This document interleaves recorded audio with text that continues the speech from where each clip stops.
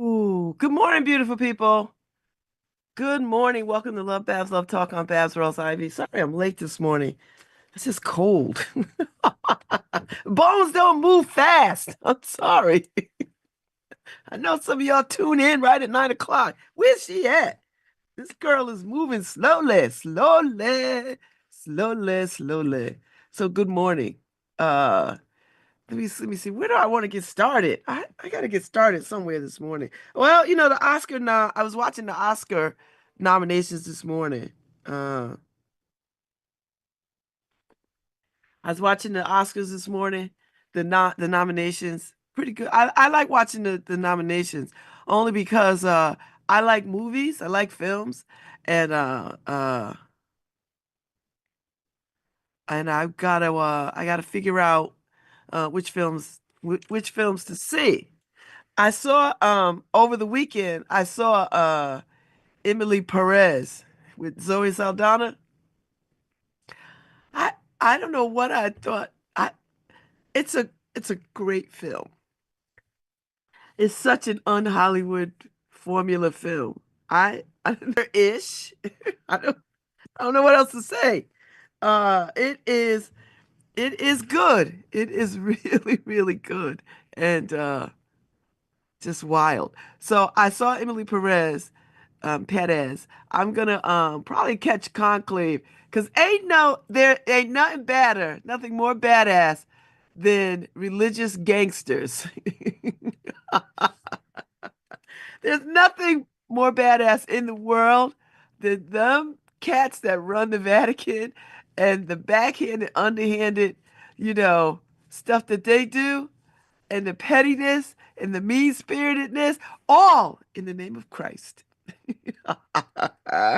So I'm gonna watch Conclave. I gotta watch it. Only because you know what? I'm a huge fan of Ralph Fiennes. Because he is fine, but he's one of those white men that he can take on a role to become the role, and then you can't remember what the hell else he was in because he becomes that role, and then the next role he's completely different. So I want to see it mostly because of him. Gladiator, I will see just about anything with Denzel Washington. So, uh, uh, you know. So we'll see. We'll see what happens. Uh, we'll see what happens.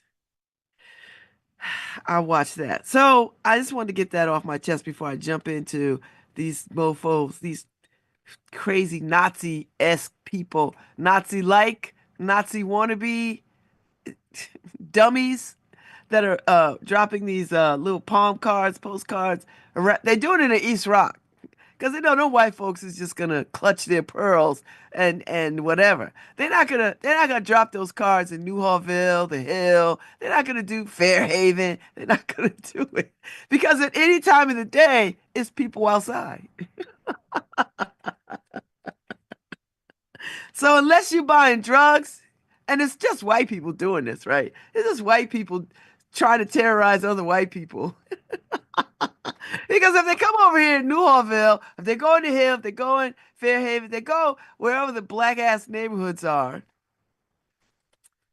they're going to be met with people giving them the side eye, whether it's 2 o'clock in the morning or 4 o'clock in the morning or 11 o'clock at night or 11 o'clock in the morning or 7 o'clock at night. So somebody's going to see you in these hoods. So you dropped them little cowardly ass postcards in East Rock, and these white folks is gonna be what? They're not gonna say a tip. They're gonna clutch their pearls, and they're gonna be like, "How dare they?" And then that'll be it. You do that mess over here, you're gonna catch a bad one. Seriously, these black folks over here not gonna have you dropping no unless you put nigger on it or some old mess. We're not gonna have it. We're just not gonna have it. So I'm just really postcards that say you don't belong. Who are they talking to in East Rock?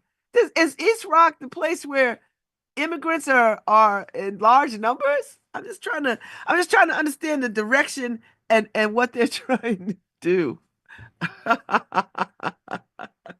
Is East Rock an immigrant neighborhood?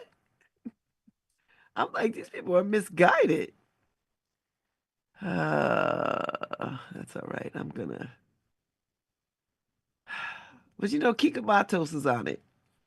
She on it. You know what? She a black Spanish speaking woman. She's a Latina. So, oh, and they did it off at the city's public works department. Oh no, the public works department cleaned it up. But help me understand, is East Rock known for a heavily populated immigrant community? I'm just trying to understand, because from where I sit, it's just white people over there. I could be I could be wrong. Not trying to stereotype. But for me, if I'm thinking immigrants, I'm not thinking East Rock, unless they're like Yale professors or some old mess like that. I don't know. So I'm trying to understand why you do that community. That's not the community. Are you trying to sway those people over there to call on people? Who are they gonna call on? The people that's cleaning their houses and cutting their grass and keeping their lawns? You think them white folks gonna call on them people?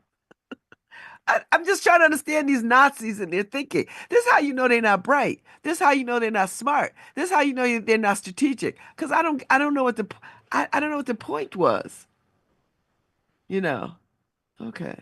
So maybe I'm wrong. Maybe it's a heavily populated immigrant community over there. Maybe I don't know. I don't know. I don't know.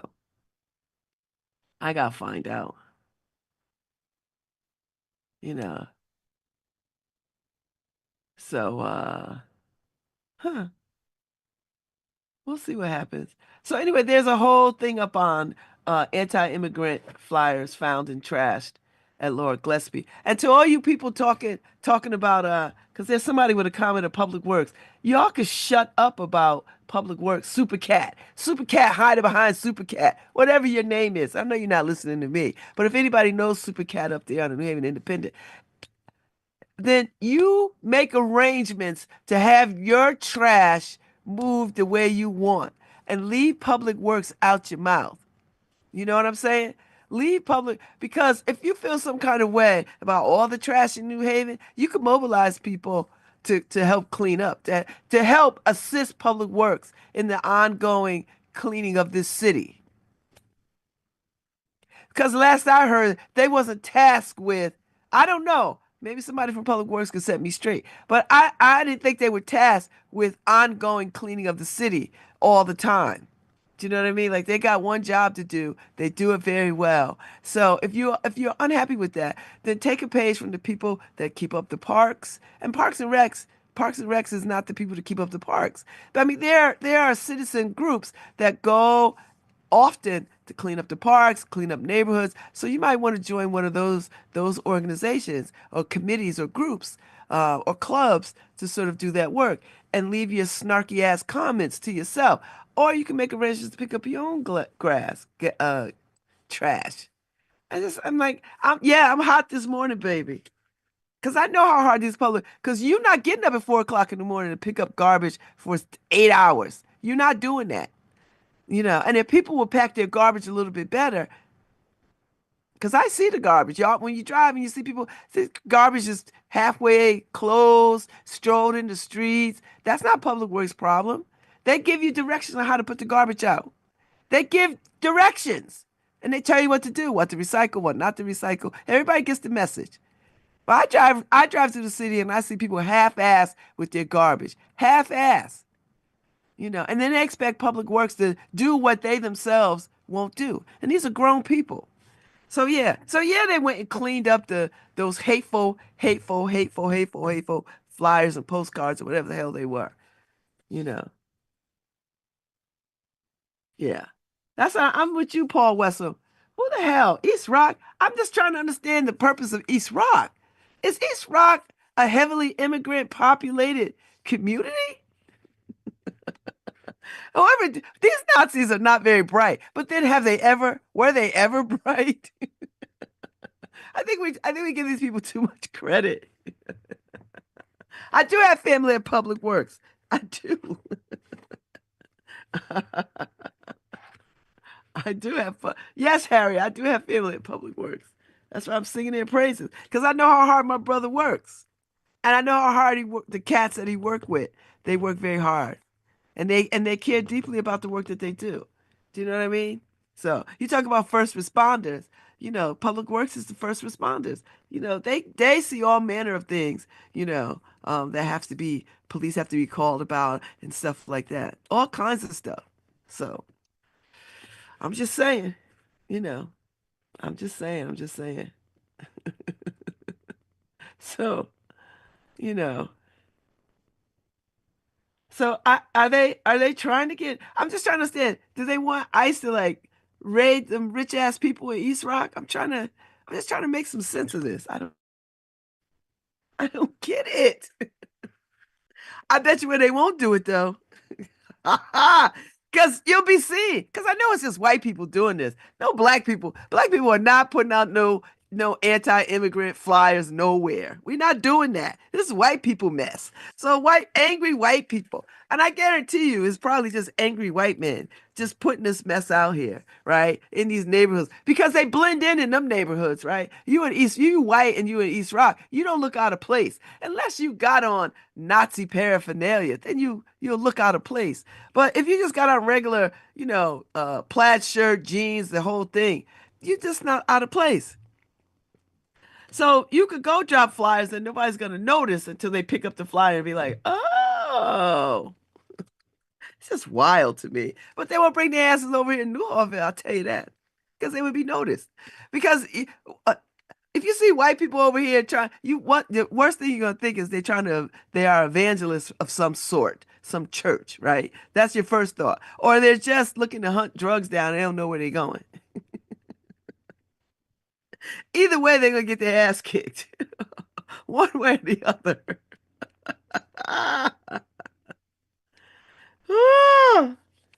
Listen, listen. I'm just gonna I'm just gonna wait and see what happens. So I'm gonna go back and listen, or I'm gonna read Lord Gillespie's article on this, to say what happened, and then Kika Matos was on the Spanish speaking la nuevas midades de Trump en contra de nuestra comunidad. So she was on La Voz. And rightly so. I'm gonna get her over here. I'm gonna have her over here. Because I talk to her pretty regularly. Because, I'm always holding her in prayer. Because I know this is not easy work. It's just not easy work. And Donald Trump, Donald Trump sitting in the Oval Office with a stack of executive orders, like pizza boxes. Oh, I'm gonna undo this. I'm gonna undo this. I'm gonna undo this. I'm gonna undo this. This is the presidency of the undoing. I'm like, he's just signing off on stuff. You don't even know he ain't read a damn thing. They just throwing stuff. They gonna undo civil rights stuff. They gonna undo. Next thing you know, he gonna undo women's right to vote. He gonna do.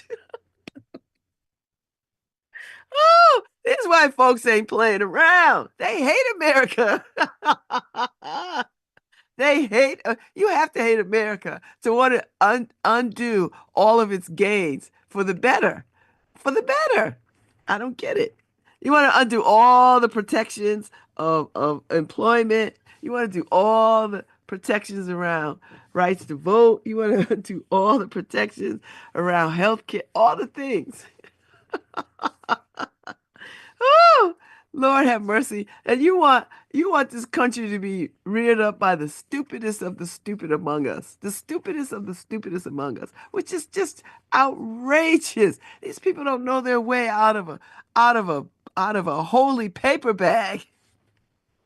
Woo! Lord have mercy. What did the UNCF say? A mind is a terrible thing to waste. Mm. Mind is a terrible thing to waste. God knows it is. These white folks is losing their mind.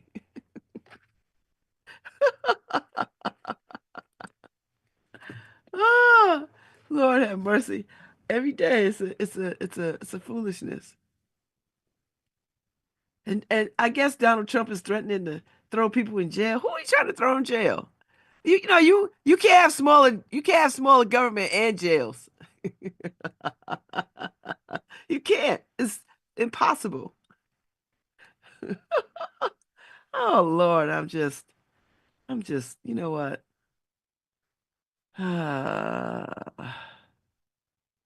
crazy. Too crazy. So anyway, I'm over at the New Haven Independent site, and the Mandy management people are raising the rent to align with market rates, or does the mega landlord practically set the market rates? Let me tell you something. This is let me tell you what is problematic to me. Have you seen the properties that Manny Management has? That should be illegal to have properties the way that they have properties. They are the worst landlords on the planet. You talk about slum, they put the SLUM in slumlord. They are slumlords. I've seen their properties and the houses that they have for sale after they just tore them to pieces, chopped them up, half-ass did them. They won't pass FHA inspections. I mean, that ought to be illegal to have property and to not care for it. They are trash landlords. Trash.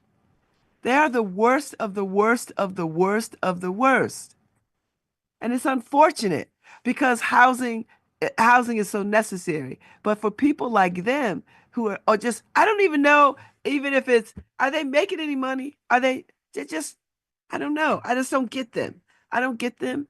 I don't get how they want to be in this city.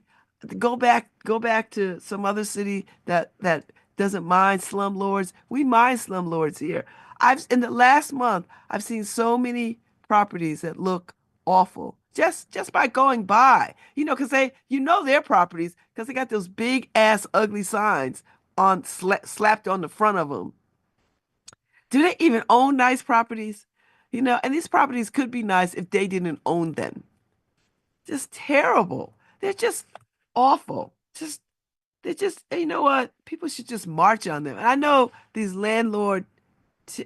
tenant associations are fighting back as best they can, and I hope they get some ground because it's just terrible. It's just it's just it's just terrible the way that they are allowed to buy these properties and then to just tear them up, you know, just and then have people living in squalor, you know, just squalor.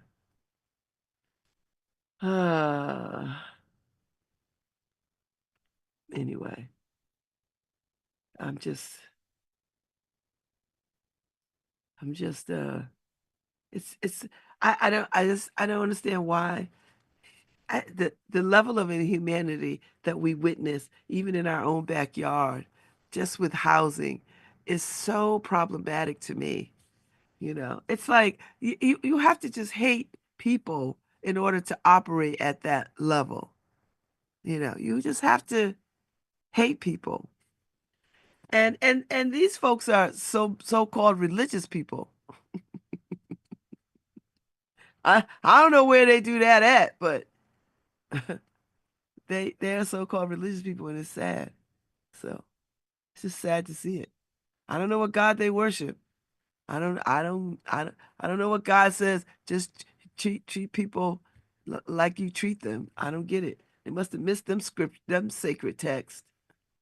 It must have been ripped out. It must have been ripped out. Or they missed that. They missed that day when somebody was preaching on that. Because I don't see it. Ah, yeah. There's so much going on. So much. Frank Redante is um in Ward 15 seeking a second term. Okay. I don't know much about that community, so I don't know how he's doing. I guess if he gets reelected, the neighbors must be like he's doing a pretty good job, I guess. You know. Uh who can't sell sodas? Oh, I rarely drink soda, uh so I don't And if I drink a soda, it's Fox and Park. And orange. Orange Fox and Park. That's my soda of choice. That's the soda I want. Orange. Fox and Park. That's what I like. So, hey, I'm looking at the New Haven Independent. I see my name under the WNHH. Don't we have like Love Babs, Love Talk underneath? Something? Tell what the name of the show is? Now I'm putting on my diva hat. I want my name on the show. Yes, it is. Yes. Uh, anyway, I'm just trying to let's say, when are people coming?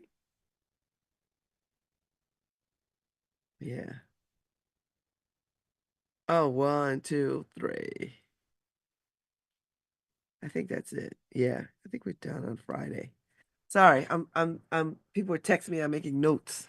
Making notes. Making notes. Da da da da. So yeah, so those are the things that I wanted to address this morning. Those ridiculous flyers of hate. If you tell. What is it? If you see, tell, call somebody. If y'all don't stop. So ridiculous.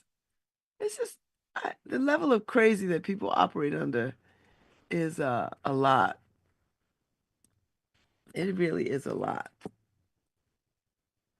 And I don't understand why. There was something else that was on my mind too. And I was thinking about it last night. Now I gotta go back in my memory banks because something was bothering me. And I was like, ugh, what?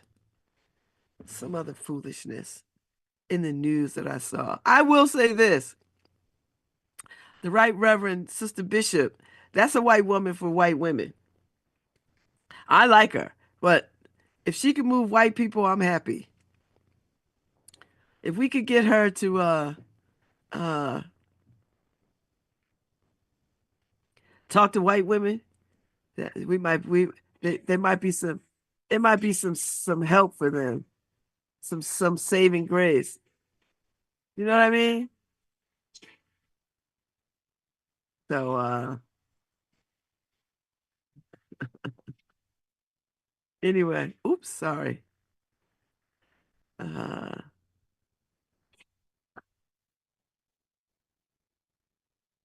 oh Lord, sorry. I'm clicking on stuff and it's got like sound to it. I hate that. Sound. So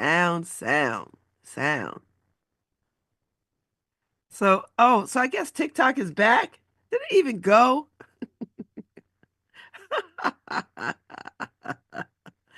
Oh, I know. The pardoning of the rioters. You know, the people that was trying to overthrow the government that day, the January Sixers.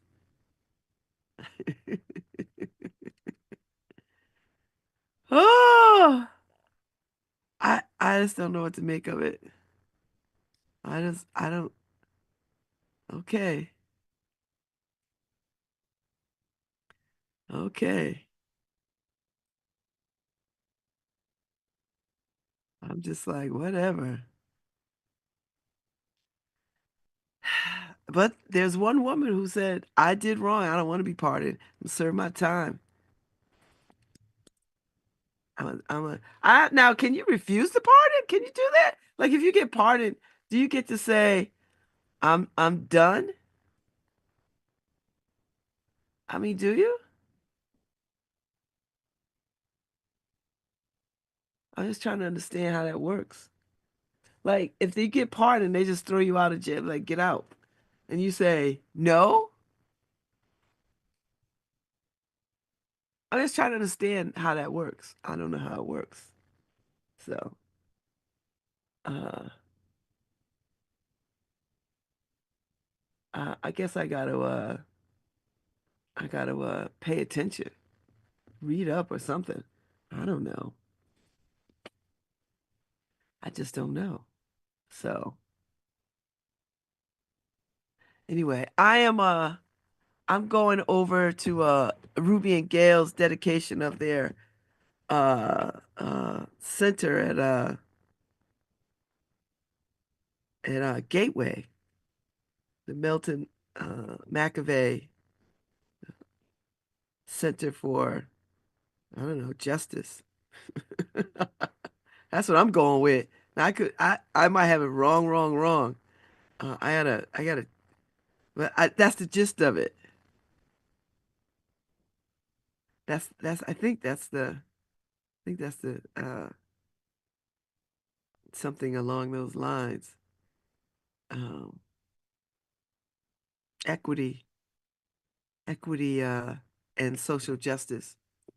So, it's today is their day, the Melton McAvey Center for Equity and Social Justice. And they're christening it today. I think that's a good way to say that. Uh, and I am delighted to go. It is today from like 4 to 6, and then I go over to Yale Rep for Eden.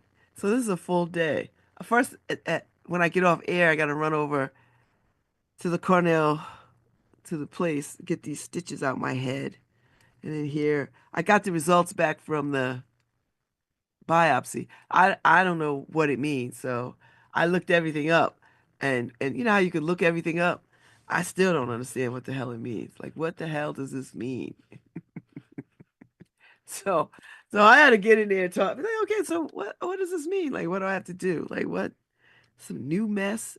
So yeah, so I will be at the Melton McAvey Center for Equity and Social Justice at 4 o'clock this afternoon to see them welcome people to this wonderful space that they have put their hard-earned money behind. This is their legacy, and it's pretty spectacular. So they anteed up $300,000, and this is what they're gonna do. So I find this amazing. So and very proud of them for putting money into equity and social justice. It's necessary. And to do it at the community college level, because normally when you see these kinds of activities, they're always at like, private institutions of money, of means. And so there's a whole host of kids, folks, not just kids, folks who come through a community college experience as though it's a pass through, and they never get opportunity to sort of study, learn, be a part of equity and social justice matters. And so this is opportunity to spread this at the community college level, which I absolutely love because it will level the playing field in terms of the kinds of education that community college can, Gateway, and the community college system can offer here. Like you don't have to be on Yale's campus, which is fine to be on Yale's campus. I'm not maligning Yale's campus.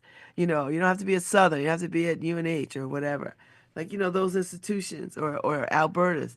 But at the community college route, you have access uh, to see organizations that are doing this work, artists, and all kinds of faculty and staff and students, and to converge and convene at this center for matters of equity and social justice.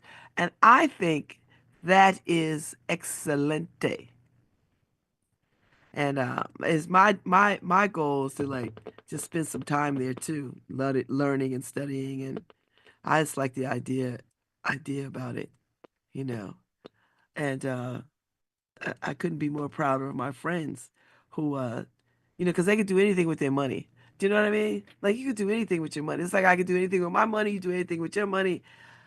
But the fact that they are saying this is important in my lifetime and this is what I'm gonna put my money to, is pretty badass. So high five, Gail, Ruby, high five, high five.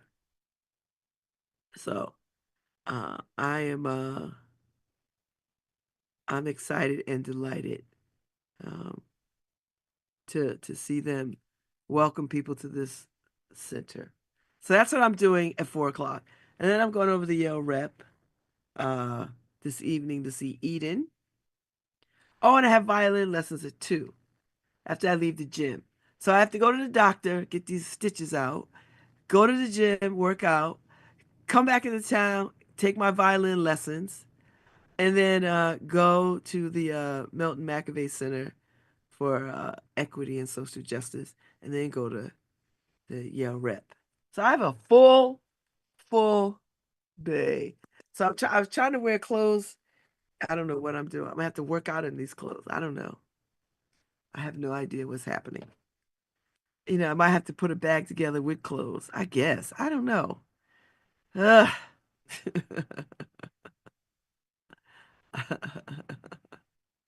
Yes, I'm with her. Listen, this is can white women embrace her? You know, uh, can she can she lead them to righteousness? I hope so. Maybe she's the spark.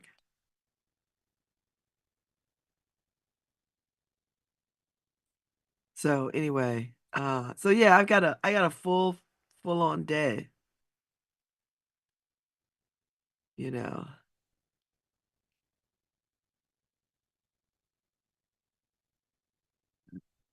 yeah. Anyway, I already put out to Lauren at Possible Futures that I want the book. Learn how we learn to be brave, how we learn to be brave. And white women, yeah, black women, we already know how to be brave. We come out the womb brave. But some of y'all other sisters, white women and other women, y'all need to get this woman's book, and maybe that'll help you. Maybe that'll help you. No shade to y'all, no shade, but y'all need to show up. And maybe this is your moment. This is your moment. So, on the New York Times, they have a piece out on Carla Sofia Gascon, and Carla Sofia Gascon is a openly trans actress. She just got an Oscar nod for Emilia Perez, and I did not, I don't know what I understood, but I didn't know that she was the same person in the movie. I thought they switched out actors. Swear to God, I never, I just, I didn't see it. I was like, here's a guy, all right, and then here's the woman, and I didn't see I did not know they were one and the same. Swear to God, I did not make the court. That's how amazing and convincing she was. Not as the woman part. I mean, absolutely as the woman part, but as the man part. I was like, whoa. I didn't get it. I was like, what the hell? So when the credits were rolling, I was like, wait, what? Now I gotta go back and watch it again because it was just so. If you've not seen Emilia Perez, you should see it. It's really good. And for you people who are, I don't know, transphobia or whatever, I don't know. I don't know about you. I just don't know. Um, yes, yes, I'll do it. Yes, I'll walk.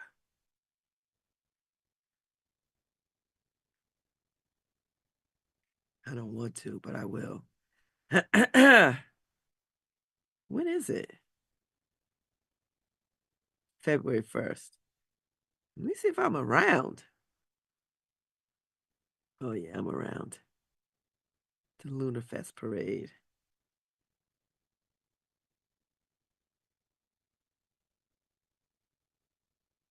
So, see that. I saw something else that was really good too. I finished this season. I think I said this. Three, three body, three, is it three body count? It was so good. It's very, hot. It's very, it's not your normal alien kind of film. It's got a lot of depth to it. Uh, it's got all the scary ish too, let me tell you.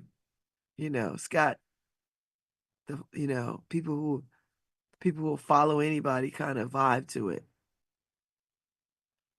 And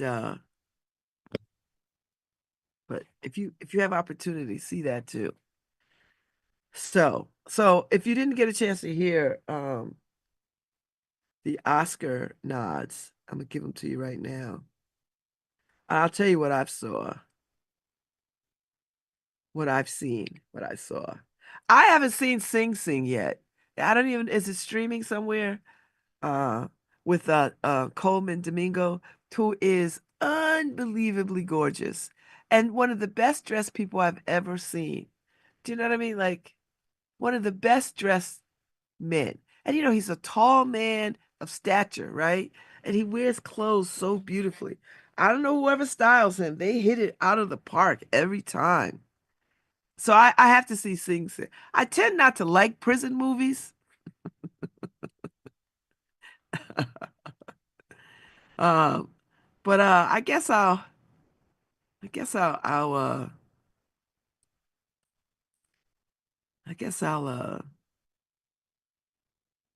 see it.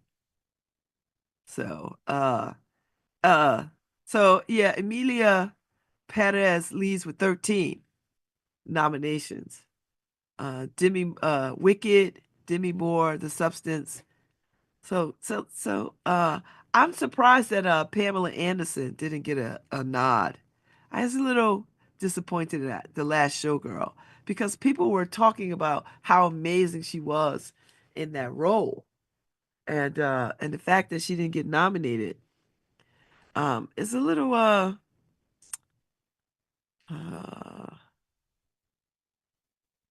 a little wild to me.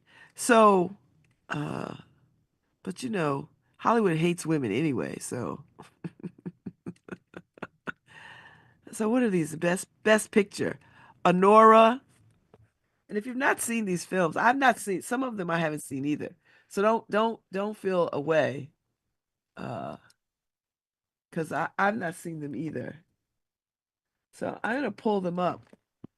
I probably won't have time to get through all of them. So it's a love story. Okay.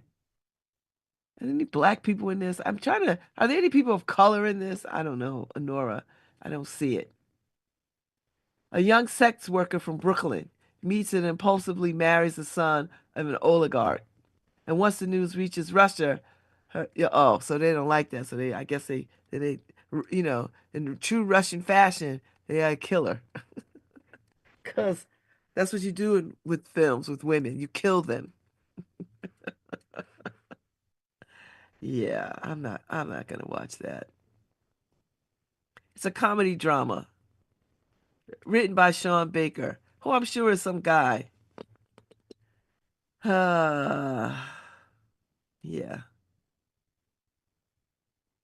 No, I'm a The Brutalist. Well, I am a Adrian Brody fan, and I like him a lot. I love the films that he is in because he's always in interesting films. I don't know. When listen, he never seems to be in a film that is not interesting. It's always an interest. So The Brutalist is an epic period drama directed and produced by Brady Corbett from a script he co-wrote with Mona Fastow. So, is it streaming? Because I will watch it if it's streaming. Oh, it will be Max. Cinemax will be. Did I call it Max? They don't call it Cinemax anymore. They just call it Max. So, what is this one about? It's escaping post-war Europe. A visionary architect, Laszlo Toth, arrives in America to rebuild his life, his work, and his marriage to his wife, Erzsébet. Okay. Well, I like a good period piece. So I'd probably be one for this. I like a good period piece. I do. And I guess it's an immigrant story of sorts, you know. It's an immigrant. People are saying it's beautiful looking. And Adrian Brody is a lovely looking man. So I look for I don't let me I gotta check with my daughter to see if we have Max. I don't know what we have. I just turn on Netflix and Hulu. I know we have that. So I'll watch this. Uh he settles in Pennsylvania where the wealthy and the prominent industrialist Harrison Lee Van Buren recognizes his talent for building. So, but power and legacy comes at a heavy cost. Oh no! So, all right, that's the brutalist. I'm gonna see that. A complete unknown, which I think Paul saw. This is uh uh what is his name? Bob Dylan. Bob Dylan movie. This is the Bob with Timothy Chalamet. Yeah. So this is interesting. A complete unknown. So I wonder if people. I don't know if people. It's got an Oscar nod for Best Picture. So I don't know if people dig it or not. I guess if you're of a certain age, you know, you'll dig it. Young people, I don't know if they'll. Mr. Shyamalan has a following of folks. He's a young actor, so he's got a following. So they may follow him to this movie. Do you know what I mean? They might just follow him to this movie. Uh, but it's one of these ones. If it streams, I might watch it. You know. Uh, yeah. So it's an unknown 19-year-old named Bob Dylan arrives with his revolutionary talent, and he forges relationships with music icons of Greenwich Village on his meteoric rise. Okay. All right. I'm with it. I'm with it. You know. So so I guess he's, part of that changing the course of American music. Okay. You know, I'd like to see who was in the supporting cast. Like who else is in this? Because he wasn't Bob Dylan in isolation. He hung out with some pretty cool people. So I wonder who was playing what in what. So Conclave, those gangster priests got to pick a new pope. I'm gonna watch that because I like that kind of stuff. So I'm gonna watch that. Dune, I don't know. All that red dirt. I don't know about that. I'm such a fan of what's her face, the young uh Zendaya. I'm a huge fan of her, but I don't know if I can sit through Dune. I remember the very first Dune. I thought that was the boringest film I've ever seen in my whole life. But these remakes might be better. They might move a little faster. Emilia Perez, see that. That was that was that was that was interesting. That would be my dark horse. Because I don't see how Hollywood would embrace that. I don't get it. I don't get it. I don't get it. But the artist people will embrace it. And if it wins, what a way to sort of use that film as uh a way to like slap this White House into some senses. It's not gonna, but I'm Still Here is about, let me see. Let me see what this is about. Eunice Palva begins a lonely battle to learn the truth behind the disappearance of her husband, a former PTB deputy Rubens Palva, while still trying to keep her family together. So this is another kind of foreign-esque. It's on HBO. So it's already streaming. HBO Max. So I don't know if I have H. It's a Brazilian. It's a Brazilian movie. Uh, yeah, yeah. I don't know. I don't know about this one. I might have to weigh this one uh heavily. I have to think about this one. So I'm still here. Best picture. I think it's got a lot of violence. I'm trying to move myself away from violent things. The Nickel Boys. The Nickel Boys. Colton Whitehead's book, which is that's made into a movie. I don't know about this one either. I don't know. I've had my fill of seeing black people treated badly on film. The story follows two African American boys, Elwood and Turner, who are sent to an abusive reform school in 1960s Florida. And the film is inspired by, let's see, by Colson Whitehead's book. So it was directed by Ramel Ross, who co-wrote the screenplay with Jocelyn Barnes. And some good people are in this. Anytime Aunjanue Ellis is in it, I'm happy. So I'm gonna take a break. I'll come back. I'll talk a little bit more about these films because I think they're important. Seems to be very diverse this year. Woo! All right, I'll be back. Oh, check it out. Hi, this is Babz Rawls-Ivy from New Haven, Connecticut, and you're listening to WNHHLP 103.5 FM, streaming live at newhavenindependent.org. Ladies in the place with style and grace, allow me to lace these lyrical douches in your bushes. Who rock grooves and make moves with all the mommies. The back of the club, sipping my wet is where you find me. The back of the club, macking holes, my crew's behind me. Mad question asking, blunt passing, music lasting. But I just can't quit because one of these homies Biggie got to creep with.